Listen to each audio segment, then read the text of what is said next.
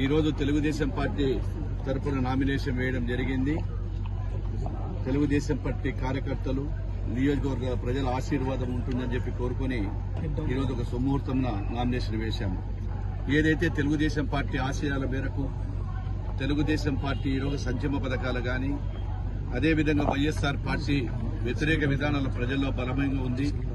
5 సంవత్సరాలు అధికారం ఇచ్చిన తర్వాత కూడా వైఎస్ఆర్ ప్రభుత్వము అన్ని వర్గాల ప్రజలను మోసం చేయడం జరిగింది.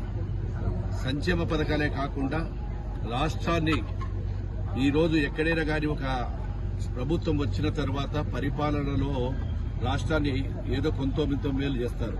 మరి ఈ వైఎస్ఆర్ ప్రభుత్వం వచ్చిన తర్వాత మొట్టమొదటనే విధ్వంసంతో మొదలుపెట్టి అదేవిధంగా కార్యకర్తల మీద దాడులు, కేసులు, అనేకమైనటువంటి అరాచకాలు చేయడం జరుగుతూ ఉంది. రైతులను గాలికి వదిలేశారు.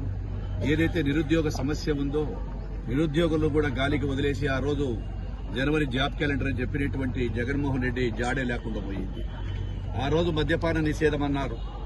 మద్యపానాన్ని కూడా ఆ రోజు నిషేధం చెప్పినటువంటి ఒక వ్యక్తి ఈ రోజు మద్యపానానికి సంబంధించినటువంటి బాండ్లను కొదవకు పెట్టి నిషేధించేదాన్ని విడతవాడికి పోయి విడతల వారీగా లోన్లు తీసుకుని ప్రజల మీద ఈరోజు భారం మోపడం జరిగింది.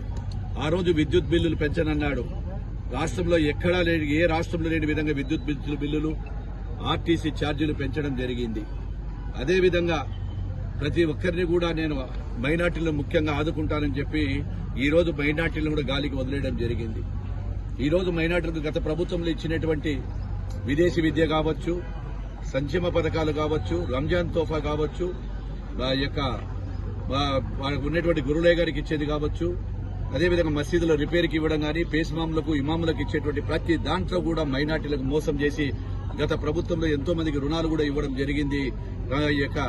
అందరినీ కూడా సమానంగా చూసినటువంటి ప్రభుత్వం తెలుగుదేశం ప్రభుత్వం.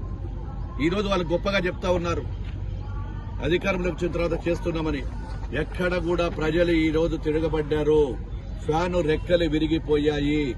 జనమంతా కూడా వెంట పడుతూ ఉన్నారు. ఎక్కడికి వెళ్లినా తెలుగుదేశం మళ్లీ ఒక చంద్రబాబుతోనే రాష్ట్రం బాగుపడాలంటే సాధ్యము. అనుభవం గల నాయకుడు రావాలి. ఒక్క ఛాన్స్ తో మోసపోయాము, మళ్లీ మోసపోమని చెప్తున్నారు. ఖచ్చితంగా తెలుగుదేశం పార్టీ అధికారంలోకి వస్తుంది. ప్రజలు విజయకేత వెలిగిస్తున్నారు. ఈ రోజు బనగానపల్లి పట్టణంలో కూడా ప్రజలందరూ కూడా ఎప్పుడెప్పుడు ఎన్నికలు వస్తూ ఉన్నాయి కాబట్టి ఖచ్చితంగా విజయం సాధిస్తామని, అదేవిధంగా చంద్రబాబు గారిని ముఖ్యమంత్రిని చేస్తారని చెప్పి కోరుకుంటున్నాం. ఇక్కడికి వచ్చినటువంటి అందరికీ ప్రతి ఒక్కరికి కూడా నా యొక్క ధన్యవాదాలు. Thank you.